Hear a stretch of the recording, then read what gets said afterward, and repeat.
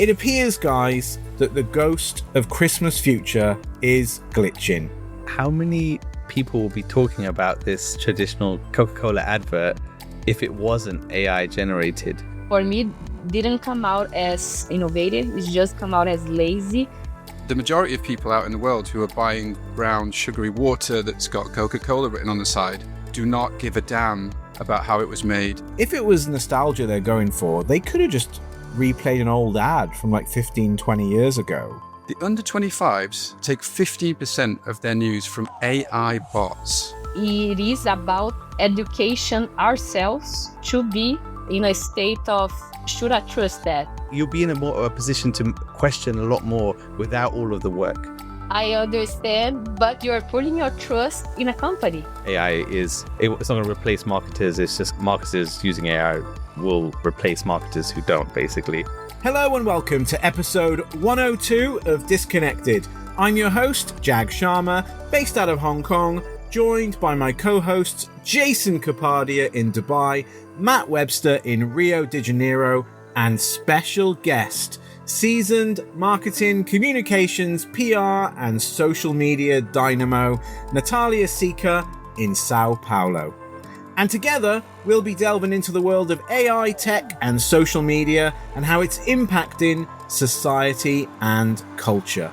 Coming up, special guest Nathalia will be taking us through the changing landscape of social media, full funnel platforms. Leaving is not an optimized option. Do people now trust news from social media more than traditional news outlets?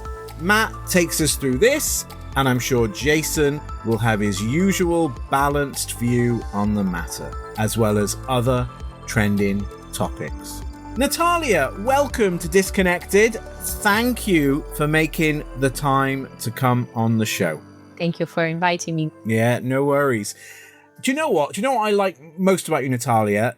You've had a varied experience. What impresses me the most is that you were marketing agency, comms agency, you were agency side at Edelman and then over at Textual.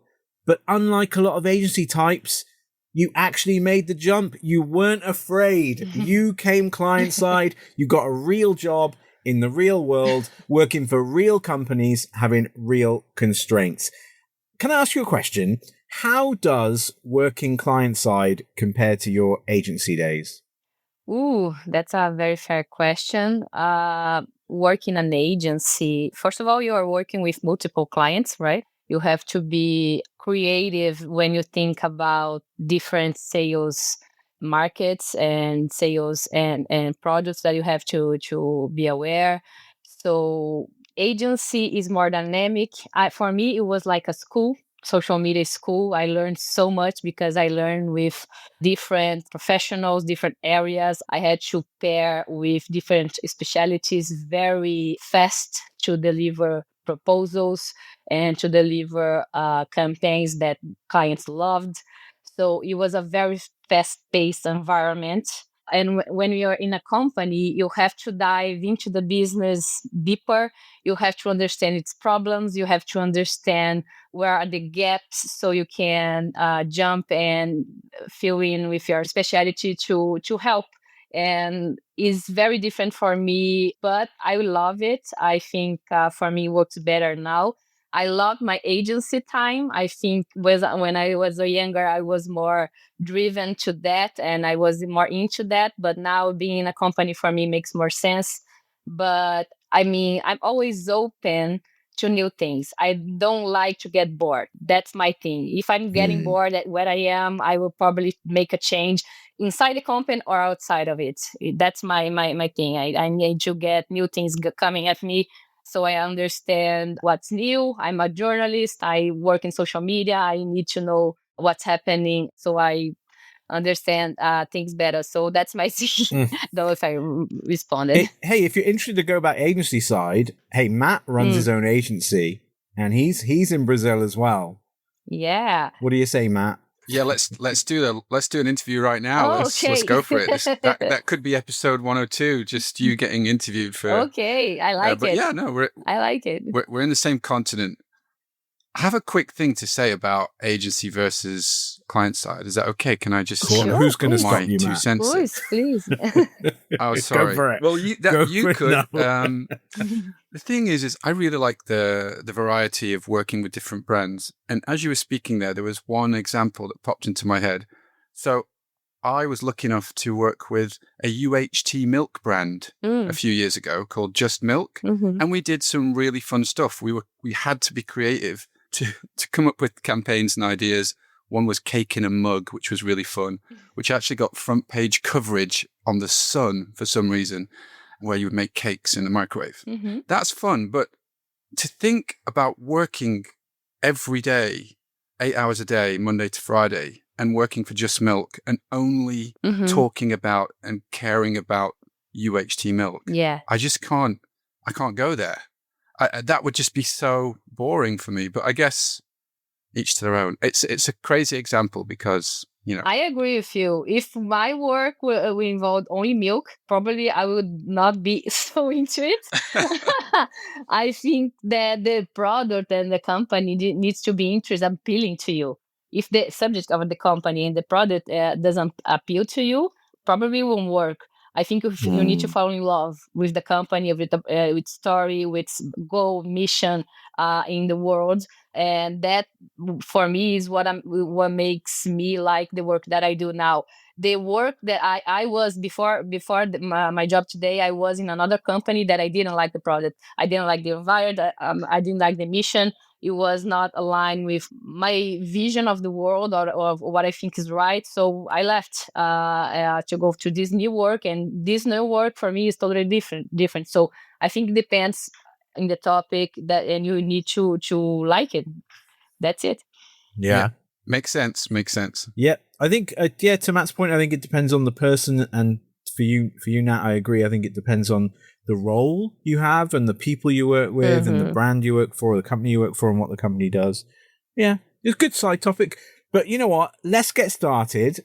And a quick one from me before we get really into it with Matt's story. It appears, guys, that the ghost of Christmas future is glitching. Once again, the Coca-Cola trucks have trundled into our living rooms, not with the warm, handcrafted nostalgia we remember, but with the Uncanny Valley's holiday special. For the second year running, their AI-generated Holidays Are Coming ad has landed with a festive thud of a soggy fruitcake. We're told it's cheaper, it's faster, a logistical miracle, shaving a year's work down into a month. But at what cost to the soul of this special season? We're presented with a jarring zoological spectacle in this new ad. Polar bears with the flat, soulless gaze of a PNG file, and a sloth moving with a kind of digital rigor mortis. This isn't a creative vision, it's a cost-benefit analysis masquerading as Christmas cheer. It paints a rather bleak picture, doesn't it? A future where our shared cultural touchstones are no longer crafted with love, but prompted. Where 70,000 AI clips are generated by 5 specialists, yet the wheels on the truck are the only thing that looks almost real. So my question to the panel is, in this relentless pursuit for efficiency, are we outsourcing the very warmth and humanity that made these brand rituals meaningful in the first place? Keen for your quick takes, guys. I mean, I don't know. We are literally living AI crazy boom, and it's up to fail. And it's funny when big brands like that make this kind of mistakes, because users and viewers are always up there to make fun of it and miss the pre-AI moment. I don't know. Coca-Cola, for me, I mean, at some point, you don't have any people anymore drinking Coca-Cola in the in the ad. The funny thing for me is that, I don't know if that makes sense for you guys, but is always something with Coca-Cola, is always something not that great anymore. Is like a ghost of past commercials that we remember in once upon a time that were fun, and now they are anymore. And AI is getting into it, and now it's becoming weird. And for me, that I live in Brazil, is always snowy, and for me, that time of year is always hot. So the appeal is not that broad. So I don't know, guys. For me, it's getting weird. I like to see the comments. I'm the person who likes to see the comments. Like, let's make fun of it.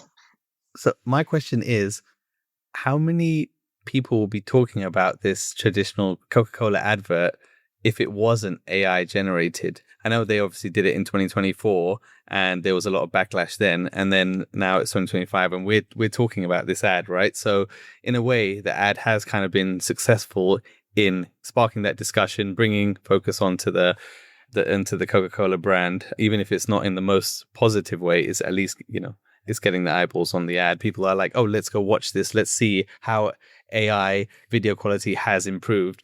But, if you look at the actual way that Coca-Cola actually went about creating this ad, is they didn't just have their internal marketing employees just type in a couple of prompts into Sora or into Google's VO3 and generate this ad and put it together for, a couple of $1,000s, which would be the way probably it will happen in the future. But they actually went out to a specialist AI studio's secret level, right?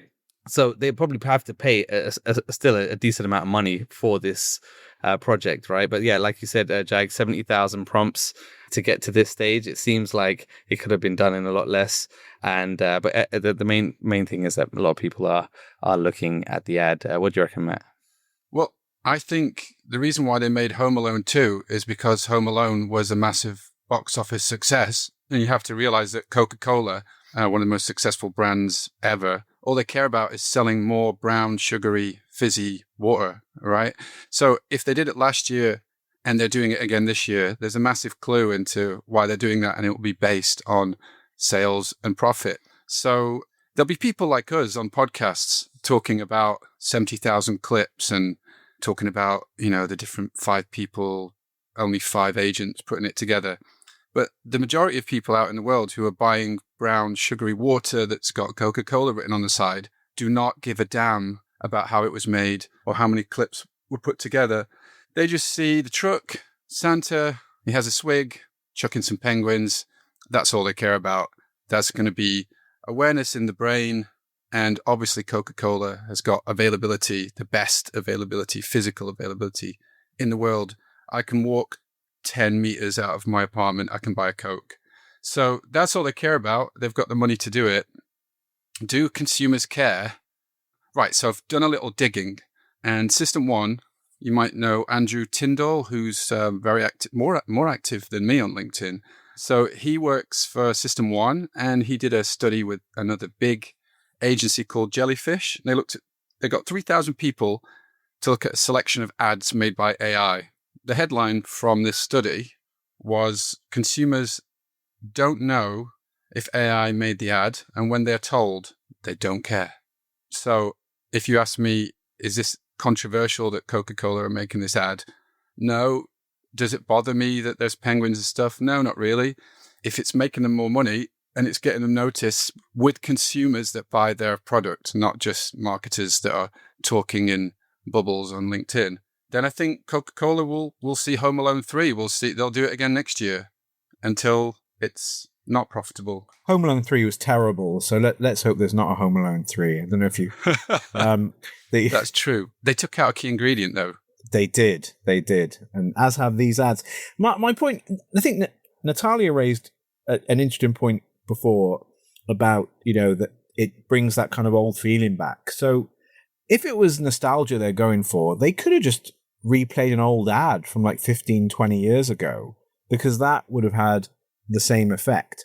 But then to Matt's point of, they wouldn't have redone it unless they had seen, a massive drop in sales. Remember that Pepsi ad from a few years ago? One of the Kardashians? Was it Kendall Jenner, or I forget which one? Oh my God, I forget which one it was now. The crowd control one. Yes, it was stopping a protest and getting world peace with a Kardashian holding a Pepsi can. And that one obviously greatly impacted Pepsi, so they pulled the ad. But yeah, I can't disagree with you on Matt. Why would they go for the sequel if they didn't see anything significantly negative from the first one? But then I feel they could have just gone with nostalgia and just replayed an old ad. My broader concern, and then we'll probably move on, but my broader concern is I do feel that if, at this point, whether, in this case it was an external agency, it's kind of a race to the bottom in some respects, because if we're competing primarily on speed or cost, I think that AI can turn creative work into something of a commodity. And so then, larger players with bigger tech budgets will always win, potentially crushing smaller creative agencies. So I could see that as a bit of a challenge. And then therefore that has a knock-on effect of a bit of a loss of core value. An agency or any creative, whether it's internal or external, a creative team's true worth is that unique human creativity. And yes, AI is now blending that, but I think the best use would be a blend. I'm not against the ad, just to be clear, not against the ad at all. And I get Matt's point as well that most people can't see the difference or most people don't care. But I don't know if the technology is there right now. There's that whole thing going around. Matt mentioned LinkedIn about, the number of wheels on the truck keep changing throughout the ad. But again, do people care? Do you think that's an Easter egg? You think that's on purpose? Yeah, I think that's on purpose, definitely. I think there'll be guys similar to Matt at System 1 saying, let's get all these people we're taking their jobs away from, all these creative types, let's just throw that in just to wind them up even more. So yeah, it might be on purpose, because I'm sure that could have been fixed in those 70,000 prompts. That's going deep. That's some conspiracy theories on a Christmas Coke ad. My goodness. But I think we're currently at a place where AI is the tool, and you still need creatives. You still need human input to do kind of the right-hand side of the brain stuff. I don't think we're at a place where AI controls everything, but general intelligence AI, that might happen, or super intelligence AI, that might happen. But at the moment, we still need creatives, we still need people with ideas, and we still need people to guide AI. It can't just run off and do it on its own. I have a question actually for Matt, because for me is upsetting the fact that a brand such as Coca-Cola is so big and so the front runner in their area to do, for me, what is like, it looks like a lazy commercial. It's not, for me, it's like, it looks lazy. It doesn't look innovative. It doesn't look, people actually expect for this commercial at the end of the year. And if it was supposed to be AI, for me, didn't come out as innovative. It's just come out as lazy. And when you think about being in an agency and you think about your brand reputation, doesn't tell for me the story as Coca-Cola is innovating or bringing something new or using AI in the best form that's out there. I mean, for me, my eye catches this like Coca-Cola is just going with the flow, doing an AI ad, and didn't really care about brand reputation on this. Maybe they're focusing on other things. Maybe they don't care anymore about the Christmas ad. But for me, if I were to like the agency that created this, doesn't come out to me as something very well done and adds to their reputation. For me, it came out not that great. Yeah, I understand. And there's a lot of people that have that view and that have expressed that view that I've read across the socials.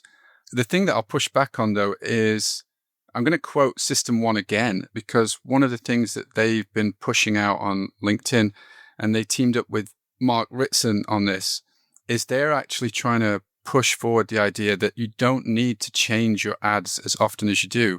And Mark Ritson calls it the pornography of change, which is kind of weird, but he likes to be controversial. But what he's getting at is brands have been obsessed with constantly having to change their ad, to innovate, to show something different, when really if they create an ad that works, just keep replaying that ad.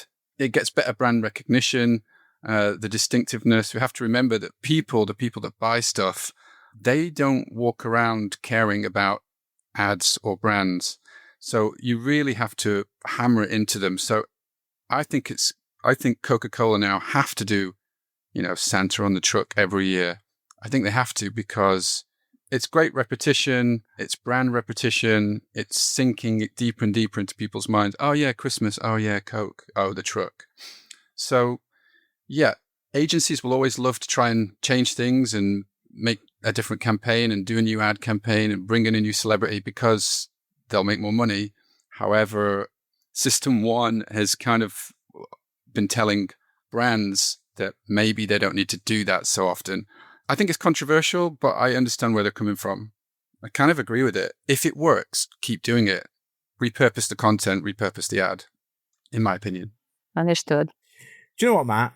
You mentioned earlier about conspiracy theories. And so with that, why don't we move on to your story for today about the trust in news and maybe its shift into social media?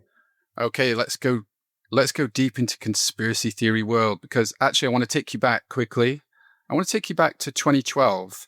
And this is just a little memory from me of when the first time I realized that social media had actually impacted my life in the way that I think about what was going on in the world. And I'll never forget it. It was called Coney 2012. So it was after the Arab Spring, but obviously the Arab Spring was something I saw in the news. It wasn't something that affected me directly. But in 2012, there was a viral video. I don't know if you guys remember it. It was done by a production company called Invisible Children, and a guy was leading it called Jason Russell. And it was about the Ugandan warlord Joseph Kony. And it went absolutely bonkers berserk across the socials. So back then it was YouTube, Twitter, and Facebook were the main channels. They had this hashtag Stop Kony. And I remember getting completely engrossed in this, going, what's going on here? We had celebrity endorsements. We had Oprah. We had Bieber. Taylor Swift did a little video and retweeted on Twitter that we need to hashtag Stop Kony.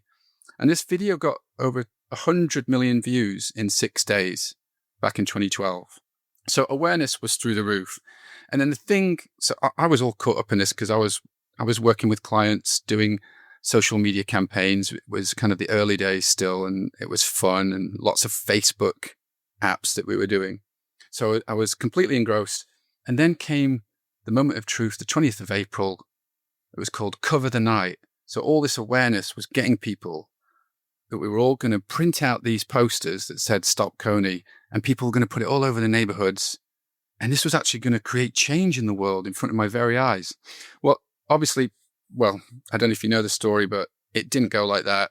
I woke up on the 20th of April, walked to work, kind of expecting these posters. There were 0 posters.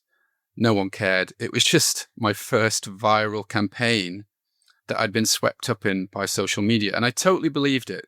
It's now been coined as slacktivism, by the way, this kind of lots of stuff on social media, time to make action, nothing happens. So that's my first experience, and it made me more skeptical about news, especially from social media. So then we fast forward to today, we've got this bit of research that's come out, which is kind of repeating on previous research. It's by the Pew Research Center, and it's caught my attention. It's talking about how Americans get their information from news organizations and social media sites and how that's changed over time. So to just crunch down the numbers, this is people who say that they have a lot of trust or some trust in the information they get from local news, national news, and social media. This study by Pew researchers in the US goes across all age groups. And basically what's happened is, if we compare 2016 to 2025, trust in local media has come down. Trust in national media has come considerably down.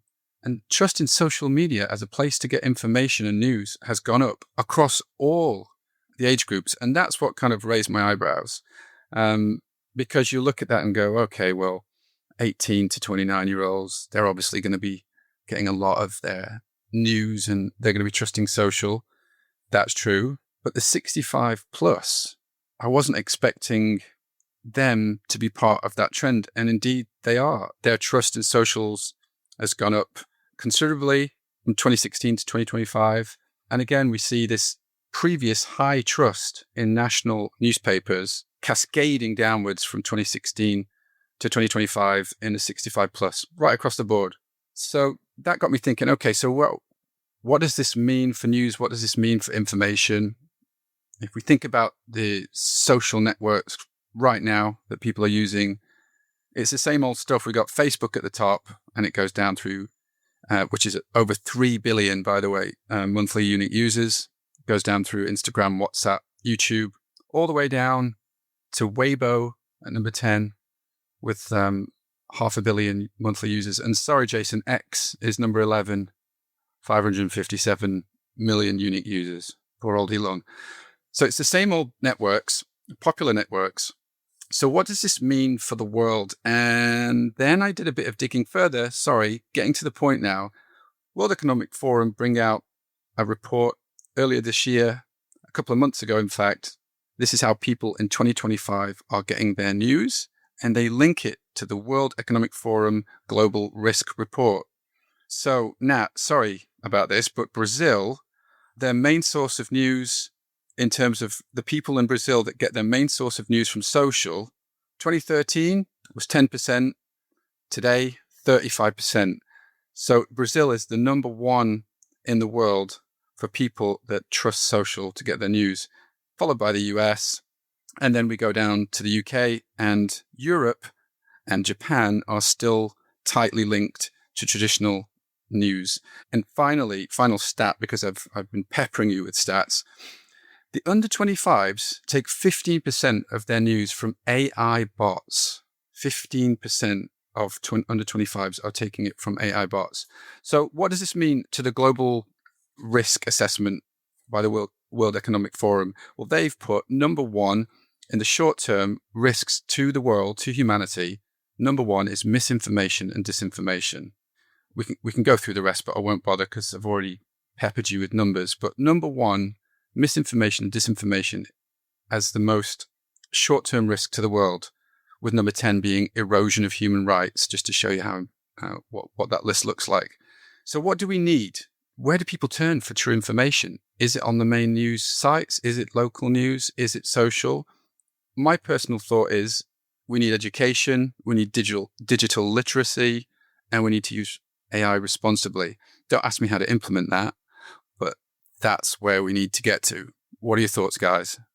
Yeah, it seems like we're fast moving to this post-editorial world where like this shared reality that we used to have like 30 years ago as a society is kind of fractured. Yeah, like all the points you're talking about, Matt, I don't know. I don't know if there's an actual solution here, but there is a site called Ground News, which takes in a bunch of different news sources and then kind of tells you where the biases are. But the thing is, it doesn't seem like the general public really want to, like, you know, you have to actively want to use a site like that and really want to be informed and try to be bipartisan. But in the world that we lived in today, it just seems like, you know, you've got your news source or your influencers that you follow, and it's just easier to get your news and your opinions from them. And what I worry about is that we're just heading towards the future where we're not thinking for ourselves. But I think this has been happening for decades, really.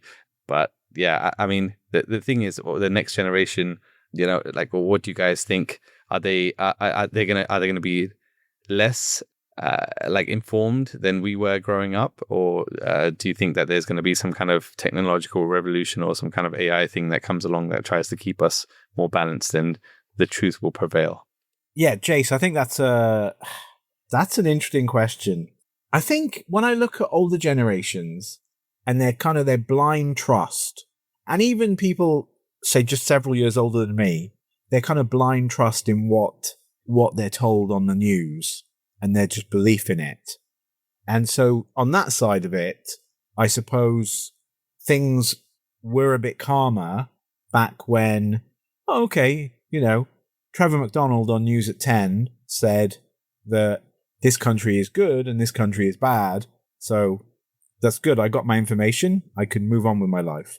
But whereas now, and it's interesting, some of the data that Matt provided, especially when we skew young, you know, under 30-year-olds believe in news from social media just as much as from like mainstream news, and then the 15% figure for AI. So people perhaps who are more digital literate which often is associated with age, are more open to different perspectives. And what I liked about Matt's opening was that the seeds of this came a long time ago. The Arab Spring, 2012, it kind of it lifted the lid and opened our eyes on a different perspective.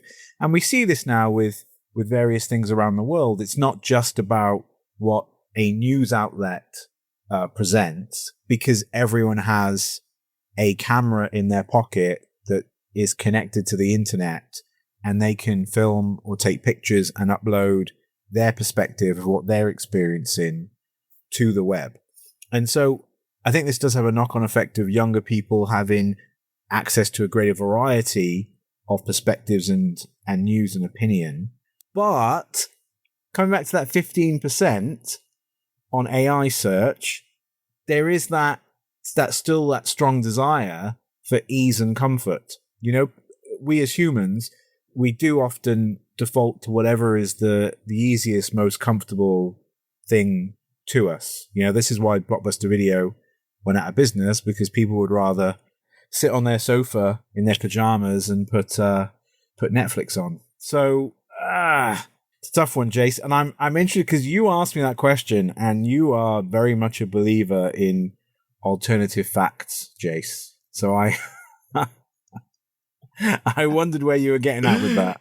Well, I personally think, though, AI is the only kind of solution that we have that, if it's the filter between you and, say, the influencers you follow, the traditional media, and all these other sources out there, if you can ask it for your news feed, but in the most balanced way with as many sources as possible, you can kind of be the most informed. Right now, we're in that stage between, the traditional media, like you were saying, Trevor McDonald, and the future where AI can kind of do this for us and be that mediator. The thing is, right now we just, it's just too much work to find out the facts of everything and get a balanced view.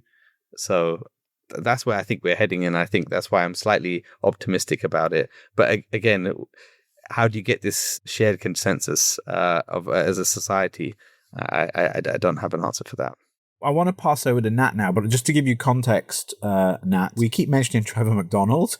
For context, Trevor McDonald was this lovely man that looked like everyone's uncle, and he presented the news for many years on a popular British TV station, and he had a wonderful voice, like a beautiful voice. Anyway, he's still alive, but I think he's retired. He's definitely retired. Okay, please, Nathalia. So many things. Yeah, Brazil probably would be the number one in that. We are discussing this heavily since, I think, elections 2018, when we saw a shift in the elections because of social media and because of social media strategies in Brazil. And this discussion is never stopped, pandemic and new elections and everything. And Brazil is combined with the type of people we have here in terms of nationality and pride, and we like to parade about being the most online people ever. And we also see that the group that you mentioned that you're surprised by, for me, is very natural as a Brazilian to see older people believing more in social media than news. I don't know to explain why that happens. I have my theories. I don't have confirmations, but I have my theories, mainly because I think I have parents that were in a way when they were younger. Now they are believing more in digital content coming from everywhere, not just social media, but WhatsApp, Telegram, each app groups that they are on. And there's a question about belonging to a community and also validating their feelings. And what I see for me is that people actually don't care about what is true anymore. They want their visions validated. That's different. They want to talk to people who validate their feelings, their worldviews, their opinions, and they want to belong there. And what is amazing for me as a social media manager is that because we are in a social media world where we can get visions of all over the world, maybe humans were not supposed to know as much or to be in so many places at the same time, because we are community animals. We want to be in a community, we want to validate our opinions, and social media breaks that. That's starting to become too much for us, maybe. We don't have the mental capacity to absorb all that. So, should we be on social media all this time? Should we be consuming that much content? Should we be informed so much about everything? And I'm a journalist, guys. I come from a place that I became a journalist because I wanted to understand the world. I want to be questioned. I want to not agree with everybody. And I wanted to understand why things happen. Why is this happening? Why is this message coming from me? Who is sending this message and why? What does this company, this person, this vehicle wants? So that's my background, and for me, it's very scary. And I love the book. I think maybe you already talked at some point about it, *Sapiens* from Harari. That book for me like opened my eyes in a ways that questions everything, and it is about education ourselves to be in a state of should I trust that? And I think we are in a place at now that we ourselves, like most grown-ups, people don't know how to educate the younger to be as suspicious about things and about information and about where it comes from and why. So it's a lot. It's very, very big question. Is I think is a topic that we could discuss for a year, at least for me. Yeah, I like that point that you said, the education part. And I think a lot of people would probably want to be more educated, but because normally when you're scrolling on your screen, it's kind of a one-way flow of information. You're just reading the article or looking at the video, and it's just going straight into you. But then if you want to question something, it takes so much effort, because say if you were like, okay, let me ask the AI, you have to then go into ChatGPT, Grok, Gemini, whatever you use, type the whole context or put in the news article link. You have to copy it, paste it in, ask the questions. It's too much work right now. But once AI is built into your operating system on your phone, you'll be able to scroll, or even someone who's very old, they'll be able to look at that and say, and just ask it, hey, is this real? Or when did this actually happen? Is this actually happening right now? And it could just ask the question, and the AI has all the context of everything that you're seeing right now. And so then you'll be in a position to question a lot more without all of the work.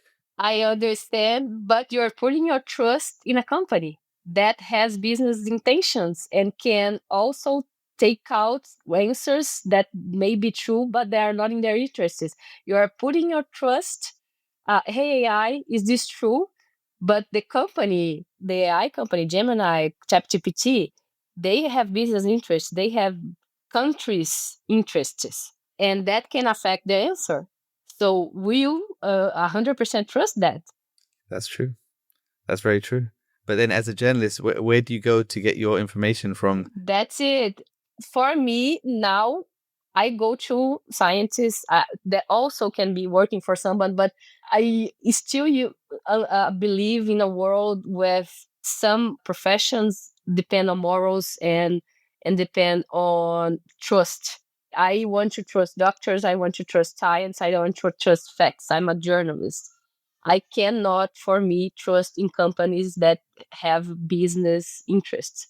AI is business. They can take out in a prompt in their system information that they don't want you to receive, or they can lead you to form an opinion that they want you to form this opinion. So we will trust that. Or my point is, should we trust our beliefs in a company because they can summarize everything for us? Should we know everything? I mean, and I think the question is way broader about that. So my background as a journalist, I will always distrust and be suspicious about everything and why it's happening and what is the interest behind it.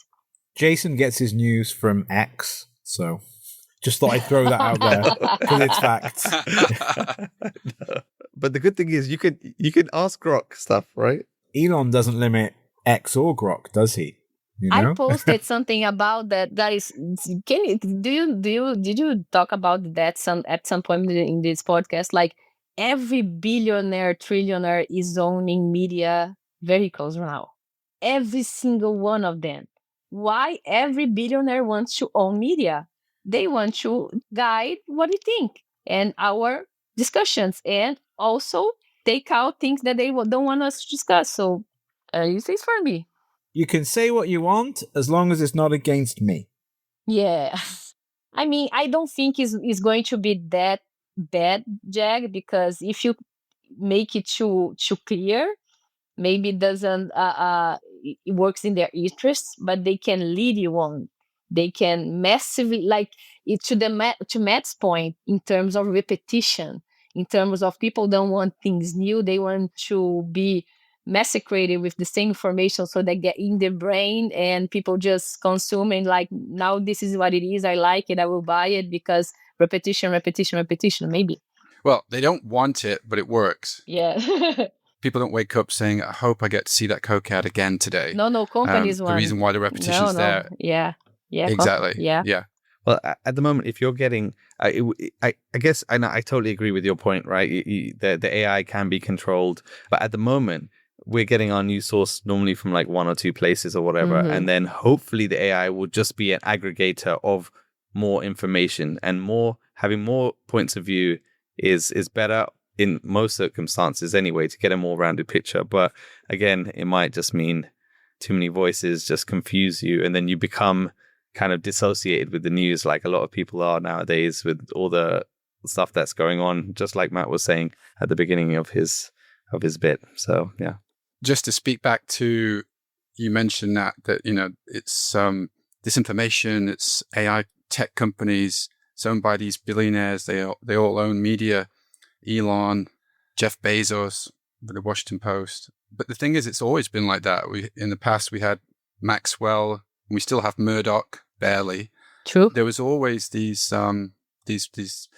billionaires, or back then multimillionaires, at the top of the chain that was owning the information, owning the news, and then using that as a power leverage within politics. So it's always existed. I think, unfortunately, Pandora's box has been opened.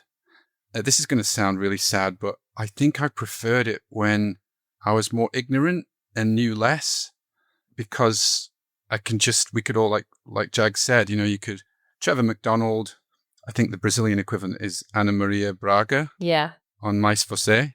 Yes. Someone like that who's on your TV screen forever, who Every you trust. day, yeah. So it's Trevor McDonald. Yeah, every day, tells you the news, you go, thanks, you get on with your life. But that system, that mechanism of getting information is obviously fractured into a billion different places. And education is the only flag I can wave. But the problem is, we know in Brazil, everyone's obsessed with WhatsApp. It's now the same amount of people using it as Instagram. In Brazil, Zappy is the number one, and people send stuff to each other all the time. And it's true. My sogros, my in-laws, okay. Yeah, they get sent a video and they go, look at that, Nat. It's true. Because I got it on WhatsApp from my mate. That's it. There's no need to, they're not doing what Jason's doing. They're not going down an Indiana Jones rabbit hole to figure out if the video that their mate sent is true. Come on, AI, tell me. They just accept it because it's on WhatsApp and their mate sent it. So we're in big trouble. I'm sorry, is my opinion. Somebody please put a nice positive spin on it. I can't. I have a story just happened. It's so amazing. My father who has different visions of politics than me, and we are very different. He was here in my house and he was showing my husband a Formula One race. Hey, Bortoleto won. Bortoleto is in the lead. I don't know if you follow Formula One races. And my husband was like, no, Bortoleto didn't win. His car sucks. Why are you seeing this? Here on YouTube, see? Bortoleto, it was a video game. He was watching a video game of Bortoleto. Oh, and he wow. believed it was true. Oh, my God. I've been talking to him to mistrust information in social media for since 2018, and and now he was shocked. Now this is not true. Oh my god, it's perfect. Oh my god, the guy narrating the car, it looked perfect, and he was so shocked by that. So I mean, sorry, Matt, we are in big trouble. Education is the only salvation for us and for the kids. And education, I mean, in themselves and their guts and what to trust. We won't tell them what to trust. We have to teach them how to look for information and hope for the better. Clutching at straws, but I've got a slight hope of positivity from this, and then we must move on. In that, right now, the world is quite polarized, and in many countries around the world, you're either got to be one way or the other, and you can't be a mix of both, and you must hate the other side. And maybe Jason's vision of an aggregated AI that collects everything, maybe that enables people to look over the garden fence again, like they used to in the old days. If you disagreed with your neighbors on politics, at least you could understand their perspective. So maybe we'll get back to that. But right now, as Nat says, right now, not there at all. But we're going to move on, guys. And we're going to move on to our special guest, Nathalia, who's going to take us through the changing landscape of social media. Yeah, I don't know, guys. Social media is so dynamic. I will never be bold enough to say that I am up there with everything. And as I said, I work in a company, Mac has an agency, and this topic is about our jobs, actually. Like, what is next for us? What is next for us as partners for companies like Matt or people who work in companies like me that in the end of the day have to sell. We live in a capitalist world. We have to sell. We have to get clients. We have to get people buying our stuff. And I saw a Neil Patel video and I sent to Jag. I said, hey, this interests me a lot because right now I think we live in a world in terms of social media in companies that we have the perfect ideal world and we have reality. And speaking for a person that comes from a company, for example, in my company, we have a social media area, we have marketing areas, online sales, and they are not all that integrated. So when you think about content funnel in terms of strategies, so people learn about the brand and trust the brand and see enough ads about the brand repetition like we said people need to see about the company many times, and we always drove traffic to our websites, right? So that was our main strategy for everyone. Hey, look at the ads, see, click, visit our websites. And now this Neil Patel video said that we are going towards a situation that the apps are going to be the stores. We are going to start shopping inside the apps, not going outside anymore. And I wanted to bring this topic because for me it's very interesting in terms of, as a social media person who creates stories in social media to drive traffic to websites. Now, how much closer will I have to work with sales team? How much closer will I have to work with marketing team in terms of the whole funnel? Because it's starting to feel to me too quick. You don't have any time anymore to build your story in social media and then get the person to click in the content or the link to buy, because now everything is on app. And for what Neil said, the apps already are making this move, and Facebook has lead forms, Instagram and maybe TikTok, they are integrating with Shopify. And you see a video, you see a shirt, you see a shoe, I wanted to buy that, click, buy, end of it. But this is for final consumers. Maybe you have services also that you want to sell and you need more time to convince people. My point here is, in terms of this moment that we are living is so fast, how will it impact our jobs as social media managers, content creators, storytellers? How will adapt in terms of, for example, companies that have blogs and depend on that to drive SEO and attention about brand awareness and everything? Is Google going to drop their search engineering system about that if they are not going to websites anymore? I don't know, but I'm very curious whether our jobs are going to be less and less about storytelling and only sales. What do you guys think? On that last question, is it going to be less about storytelling, more about sales? My thoughts are that no, it's still going to be both. You'll need the mix of the performance marketing, the kind of, here's the ad, click on it, buy the stuff, as well as the kind of longer term sell, which ends up driving the brand, which is the long form content, the stories, the characters, the emotional stuff. I just think that the performance stuff, the ads, which are just 100%, based on getting clicks and sales, it's just going to be easier. It's going to be less clicks. Maybe you become less obsessed with click attribution. And I can see why the apps have always wanted people to stay within the app. They've always wanted them to stay there, and so they can re-advertise, so they can keep people on their platforms. Yeah, and these connecting up to Shopify, I'm doing this with a client at the moment, works really well. If I'm being totally honest, works better with the Instagram integration to Shopify than the TikTok. TikTok Shop might be because they want people to use TikTok Shop rather than going via TikTok to the Shopify platform. I don't know. That's just one example for that particular brand, which is a drinks brand, and that works well. So I don't think we will end storytelling. We can't do that. Humans are obsessed with that. That's one of the things that makes us human, is that we love storytelling.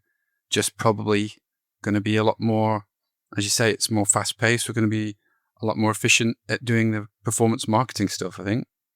I don't know exactly the type of agency that you have, Matt, but at least the agencies that I work in Brazil, we have very specific different teams for everything. So we have major agencies here, PR and content agencies that focus on storytelling and that don't align that much with the sales part.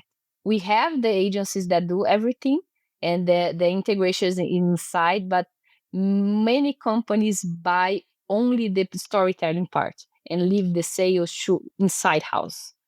And my question is a more broader about the type of job that we as social media managers will have to create. And I don't know, Jag, if you can help me here, because we do have a lot of gap between creating content and making that the funnel to conversion. Is not that easy. Is all in all depending more and more about influencers than long form content storytelling. And as social media manager and journalist, for me, this shift is interesting, but also I think it's going to change the way that we work in terms of the content is going to be more and more fast, more and more quick. Is going to be easier, yes. But in terms of education, people about our brand, our value, our why should you trust us? I don't know, Jag. Can you help me? Possibly. So, do you know what, guys? We talked about at the very beginning, we touched upon the differences between working in agencies and brand side. And I think savvy brands here, and there's potentially a role for agencies to guide them here, but savvy brands are going to win out. And what do I mean by that? The savvy brands that actually embrace the reality of this changing digital landscape that we live in, with social media platforms wanting everything to be within their ecosystem. The brands that embrace this and host their blog within the social platforms, like in LinkedIn for B2B brands, the brands that don't insist on clicking off-site to the company website, whether it's to the shop whether it's to the external blog, whether it's to the whatever, the latest news that they've got to share, the brands that are willing to embrace and do everything in-house, those are the ones that are going to win. The funnel still exists, but the social platforms want that funnel entirely within their own ecosystem. And why wouldn't they? Because they are measured on how long people spend within platform. So why would they want people to click off to a company site or to a company shop or to a company blog? They'd want everything on platform. And I think those brands will win out. And Nat will understand this. The challenge of working brand side, client side, whatever you want to call us, is that the speed of change depends on external factors that end up often pushing a company into having to make those decisions out of necessity. So yeah, I'll come back to it. The savvy brands are going to win out, and this is potentially the role where agencies can help craft and take people on that journey. Because I can say from an internal perspective, me taking this great example that Nathalia has shared, that Neil Patel guidance, that 12-minute video from Neil Patel, I encourage anyone out there listening to go find it. Even me showing this internally isn't going to change things overnight. It's going to take a lot of time and a lot of me bashing my head on the table, on the wall, in order to even achieve a third of what needs to be done. Yeah, I don't know if I can talk too much about what's going to happen maybe in the next, 6 months to a year, but I can tell you probably where things are going to go in the further future, like talking about 3 to 5 years or so. Obviously, with AI, it's going to take a lot of the nitty-gritty work, like, writing the posts and all of that, like Neil was saying, and then it's going to shift towards the strategy side. And, AI it's not going to replace marketers. It's just marketers using AI will replace marketers who don't, basically. And like just on the sales side that you're talking about, it's going to be crucial that the AIs that are going to be handling, say, the purchase side, like, because say if you're going to be scrolling and your influencer shows some makeup or anything that you're interested in, any widget or even UHT milk, right? So now you see it and you're like, well, that's a great ad or whatever that I saw. And you would ask your AI, hey, add that to my basket on Amazon or whichever retailer it is. And then it would maybe pick out just a regular UHT milk, right, for you. But then the question is, how do you convince the AI to pick your brand of UHT milk, right? So that whole persuasion process is something that is not defined yet. How can you get, and it's also, there's so many different AIs out there. I don't think there's going to be like just an SEO guide. You're not going to be an SEO person or a social media manager. You're going to have to understand this whole web of how AI search and, with ChatGPT search, Google AI overviews, all of that stuff currently is in use today, but how that's going to evolve. And it's just going to be, like you said, ever-changing landscape that I don't think we will truly be able to grasp it. It's like hand in hand with AI, you're going to be able to shift your strategy and kind of move forward and, you're going to be basically evolving with it, with the whole thing. And it's going to become, I think that what's going to happen is a lot of the middlemen are going to be kind of shifted out of the question. It's going to mainly be like the brand to the AI to the consumer, with when it comes to selling specific products or services. So it's going to be interesting. Quick question, Jason, on that. So at the moment, when you use AI, it's no matter which one you use, it asks you a question at the end. Are you happy with what I've given you? Would you like to find out more about what I've given you? Can I delve in a bit deeper for you?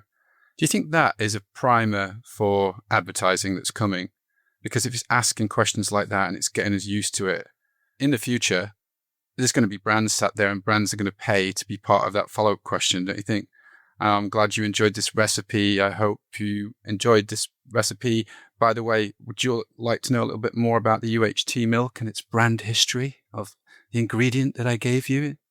Yeah, okay, mate, whatever. And then 10-minute long-form video of the brand heritage of the UHT milk.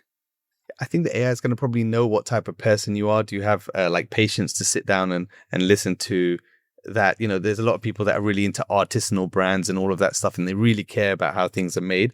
Or they're the people like the working mom who's like, overwhelmed or whatever. They ask for a recipe. Both of them ask for the same recipe, but the AI determines that the personality is different for both of these, or the profiles will be different for both of those. And in one case, it will say, yes, do you want to find the most sustainable brand in the pasta or whatever it is? Or in the other one will be like, okay, I've found the cheapest ingredients in your supermarket basket. Do you want me to place the order for this now? Right? I think it's gonna vary the answer, and to be the product that it picks when you are trying to make, say, a pasta, that is where Google are going to print, and that's why their valuation is just going up and up and up, because they are going to be the gatekeepers of this if everyone's using Google. So, and that's how, especially if you're using AI and you're not going to be having those, when you're doing Google Shopping, having the pictures show up for every product, it's going to be more like, let's add it to your basket and save you time. That sounds actually quite cool, actually, Jason. That's the first time in ages I've heard you talk about the future and been nodding and going, yeah, I'm looking forward to that. Because normally when you talk about the future, I'm holding my head in my hands going, oh my God. So yeah, that sounds pretty cool. So we were talking about how in the future companies are not going to have websites as a call to action anymore. We are seeing a movement that purchases are going to happen inside the apps that we use to scroll every day. So TikTok, WhatsApp, Instagram, Facebook, they are right there starting to insert purchase systems that we can buy, we can see products in our social networks every day and buy inside the app.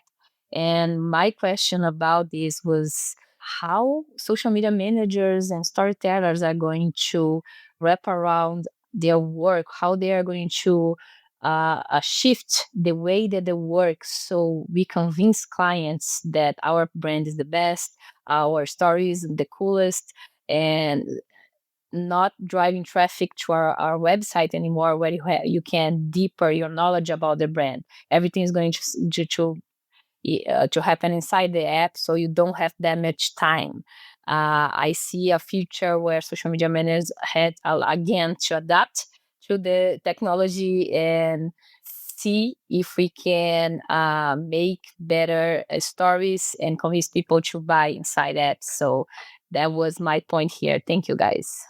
Thank you, Nat. Thank you for bringing that topic to us today. And yeah, another thing for social media managers to handle. Not that they've not got enough to do already. Feels like that job title doesn't do the job justice. Anyway, right. Thank you again. Thank you, Nathalia. Thank you for joining us. I really enjoyed the conversation. Thank you also to Matt and to Jason. And thank you, listeners. This was episode 102 of Disconnected, and we'll see you on the next one.